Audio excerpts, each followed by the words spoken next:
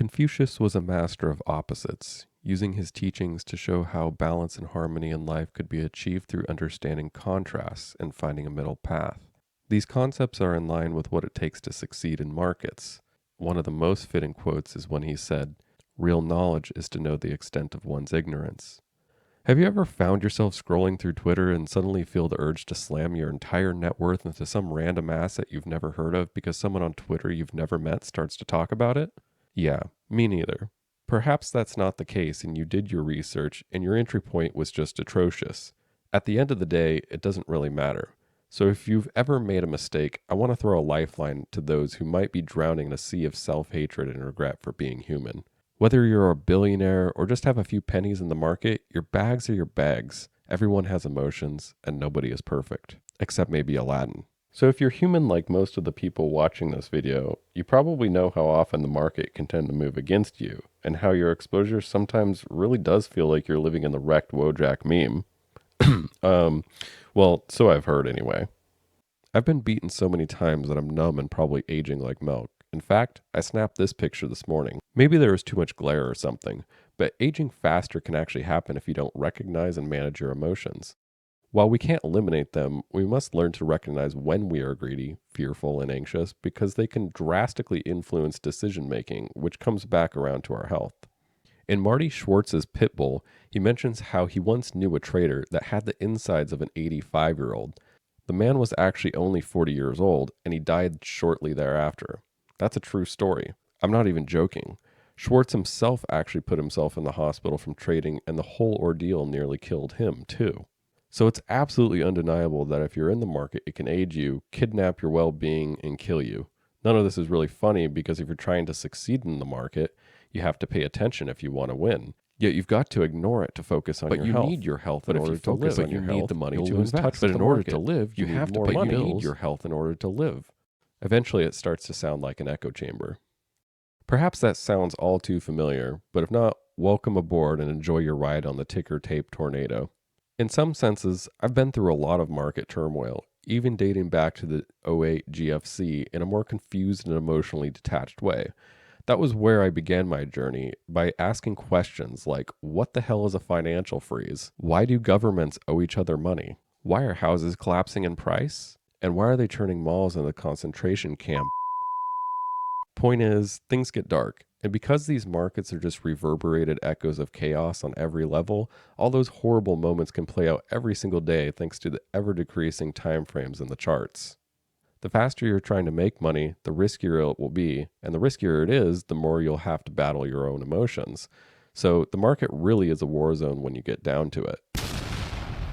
If you do manage to escape the fear and emerge from the trenches, you'll be flying as high as a kite, which that can be a problem too. And all the legends knew mental health was part of the game. Richard Wyckoff, Jesse Livermore, William Gann, all had to learn to manage their emotions, and some struggled more than others. I think Livermore was one of them, yet he ended up being a mentor to Wyckoff. Livermore resonates with me because he seems like he was genuinely just a regular guy and fumbled his way to the top. He started trading at 14 years old against his mom's wishes, and he made and lost several fortunes along the way to the top, each with its own roller coaster of emotions. He started in what were called bucket shops until they eventually banned him because he made too much money. These were shops that let you bet on stocks without actually buying the stock as collateral. They just simply bet against your ability to beat the market and usually won. That wasn't the case with Livermore. His edge with the bucket shops gave him enough money to start trading on Wall Street, where he lost it all again. After that, he made his friends trade in the bucket shops using his tips to make him enough money to return to Wall Street. He eventually gained a reputation on the street, which landed him a position in a renowned New York brokerage office, which gave him a small loan of $1 million in 1929 to trade on their behalf.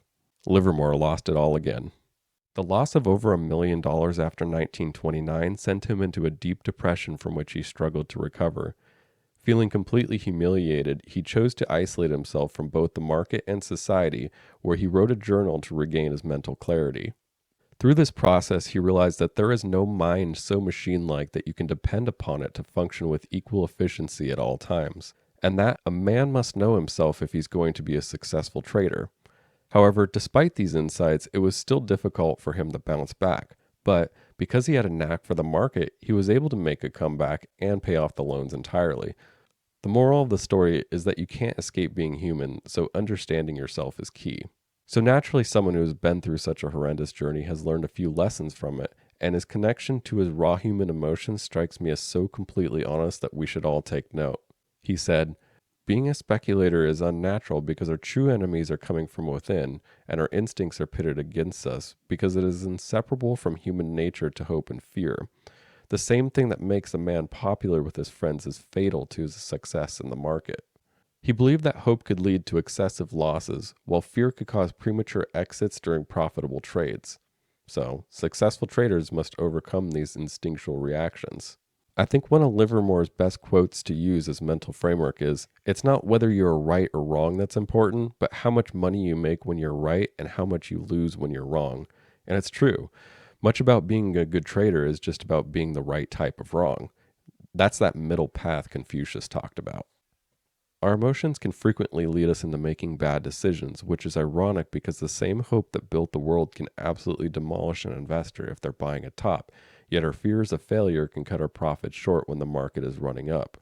So it is really, really true that speculation is difficult in general, but being in a smaller space like crypto goes against the grain even more because the frequency and depth at which the market maker pits you against yourself. It takes a certain type of strength just to be involved in this market, and that determination sets you apart from everyone else. Just by being here, you're already proven that you're different than 95% of the world. And to master those last few percent, you just need to follow through. And for that, you need patience. And with patience, you need time. Consequently, if you need time, you need health, because without health, there's no sense in having money in the first place. You are your most important asset. W.D. Gann emphasized the importance of health in trading success and promoted physical and mental well-being through diet and exercise. He believed that a healthy body sharpened the mind and led to better decision making, and when you think of all the critical decisions you make as a trader, it's beyond obvious that you would want a sharp mind. And therefore, it's undeniable that you need to eat your vegetables. Gann emphasized having a balanced lifestyle and cautioned against overwork and the dangers of stress, fatigue, and unhealthy habits. For Gann, success in trading wasn't just about technical skill or the knowledge he possessed, but about his overall wellness as a human being.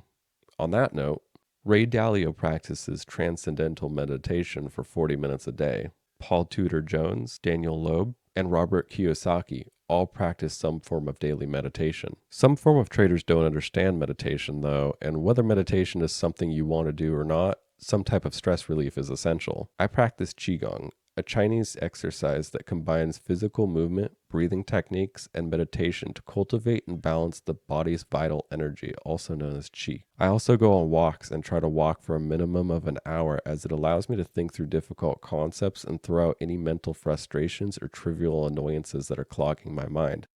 By the time it's over, I usually have a clear image of whatever time frame I am focusing on to know what moves I need to make in the market or in general. Other days, I will do more intense exercise because, like Confucius, I believe having a balance between the extremes is key. Intense exercise gives my mind the ability to push through other challenges in life, while meditative exercises help me find inner peace and resilience to the things I can't change. It's like ebb and flow. I also sprinkle in some dirt bikes, mountain bikes, and snowboards too. You can't really focus on other things when you're doing them because sometimes being distracted could actually kill you. So I find these especially useful as a way to clear my mind. Journaling is also a way for you to manage emotions and reflect on prior experiences in the market. It can be interesting to see how you come to certain conclusions over time. Any of these activities are great for when you need to step away from the screen and regroup your thoughts. Saying some of these things out loud, I feel that there's a natural resistance to them in today's society, which makes me that much more confident that practicing them all will give you an edge over 90% of the population. These activities all take discipline, patience, tenacity, and commitment, yet they're learned in a fun or peaceful environment, which makes it easier to gain the skills. Then, of course, getting enough sleep is important because that's when your body focuses on restoration, detoxification, and other vital processes that are essential for your health. So, then what? If you're new to the game, or perhaps you've never thought about it, having a plan when you trade is essential. Start by not putting in more than you can lose and be prepared to lose everything. This is for two reasons. One, you can lose everything, and two, it will help you stomach the losses you encounter when you don't pinpoint the bottom. Accepting loss from the very beginning will clear your mind and enable you to make rational decisions along the way. I've studied many different traders and investors, and I assure you there is no right answer with your plan. Like Marty Schwartz and Warren Buffett are polar opposites, but both highly successful. The trick seems to be in understanding what time frame you want to succeed within. Because an approach like Warren Buffett's might bring you generational wealth, but it will take until the next ice age for it to arrive. On the other hand, Schwartz never seems to stop staring at the screens, but compounds scalp trades on a regular basis. His idea is much, much more tedious, in my opinion, than Buffett's, but both work and both take work. That's why you have to do what works for you, because you're the one that has to do it. It's also a great point as to why you don't necessarily want to take advice from random people on the internet, because you don't necessarily know what time frame they're planning to succeed in, or especially their dedication level as a whole. Whatever plan you make, you need to have discipline to stick to it so that your emotions won't get in the way when certain price levels are hit. I've had sell orders set at almost the exact top of a swing before, but my emotions said it would go higher, and because I didn't stay disciplined, I didn't sell and missed out on top dollar gains. You've got to go through the madness before you arrive at your method, and be prepared to learn from your mistakes because you will make them. Everybody does. Warren Buffett lost $3.5 billion investing in Dexter Shoe Company. George Soros lost $2 billion shorting the yen. Jim Cramer, that's all I need to say there. The point is, you must learn from your mistakes. Everyone learns in a different way, but in markets it usually leads to some form of risk management. Some people use stop losses on larger amounts, while others keep trade sizes small relative to their net worth. Diversification is key too, which can imply having a few different cryptos, but true diversification is having some money in crypto, some in real estate, some in metals, some in bonds, some in stocks, and, well, before you know it, you're so diversified you have to ask yourself if you even know what you're doing. And truthfully, I think that's the case for many. So does Warren Buffett. He says, diversification is protection against ignorance. It makes little sense if you know what you're doing. Yet contrary to this idea is Nobel Prize winner Harry Markowitz, who says, diversification is the only free lunch in finance, implying that you can reduce overall risk without sacrificing gains. And again, it comes back to understanding how the individual is playing the game for either of those strategies to work for you. Don't take someone else's word as the gospel, because there's 100 subtleties and caveats to their message that you can't inherently know. You have to have your own vision. That's why saying that as a trader or investor you must do X, Y, and Z is just the dogma from the cult of academia, because it assumes that everyone is the same and can act the same in every situation. This totally disregards the individual and their unique financial situations, risk tolerances, personal goals, and emotional thresholds. So if you're trying to do what the pros do, it could actually hurt more than it helps to follow some strict formula that made someone else successful. Personally, I think a long-term perspective helps me manage my emotions, because time in the market can often be easier than timing the market, although I do try to do both. I sort of think of myself as an investor that operates from a trading perspective. I'm in it for the long haul, but I will be choosy on entries and exits. On that note, I bought the top of Dogecoin in 2017 at 1 cent, then accumulated more below a penny, and in 2021, most people would have died for either of those entries.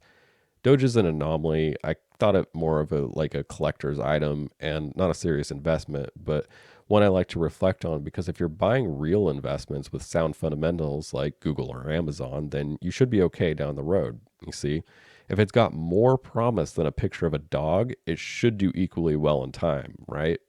I guess we can hope. Of course, we can never totally protect ourselves from the decisions we make along the way. Market volatility can cause us to make impulsive decisions that threaten our original plans.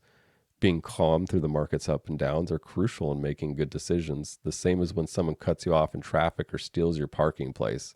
Ultimately, the best decision you can make is to move on.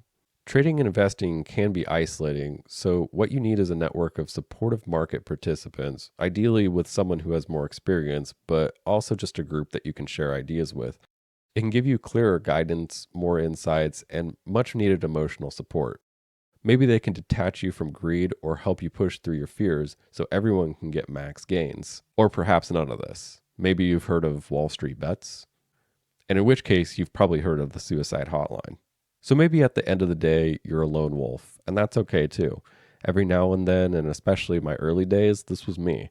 I think what's more important is just educating yourself about the market, and you should start by learning what interests you the most. I think knowing how to use a chart is important, and Gann would have agreed. He was a pioneer of the price chart itself, plotting his own charts because TradingView wasn't an option. Most people were just guessing what they thought the past prices were, so trading was even more elusive if you didn't do your homework. Yet, Gann made somewhere between 50 and 100 million using handmade charts. But there are also chart skeptics like Peter Lynch, who said, charts are for predicting the past, or show me a technician who has become a millionaire, and I'll show you someone who is either a liar or delusional. Once again, contradictions are the theme of the day. I think it's important to learn all of them so that you can become as confused as possible and make better decisions as a result. So, while my own education might be completely irrelevant to what will work for you, I'll tell you what educational resources have had the most profound impact on my life so far. The Creature from Jekyll Island for showing how the financial system was created. Lords of Finance for showing how central bankers respond in crisis. Wyckoff methodology in depth for its teaching on chart structures. Waters Above for combining technical analysis with the cosmos in an easy to digest format. The Secret for the power of positive thinking. The Changing World Order for the big picture and macro finance. And Market Wizards for understanding that no single approach is correct. So again, to each their own. Every trader or investor has their own story waiting to be written, shaped by their own individual experiences. While our ideas may differ, there's value in learning from each other. The methodology of a successful trader is just as diverse as it is unique. Or in other words, you are unique just like everyone else, which means we're all the same, yet different. Bulls want the prices to go up, bears want the prices to go down. And we're all competing, yet somehow we're all in this together.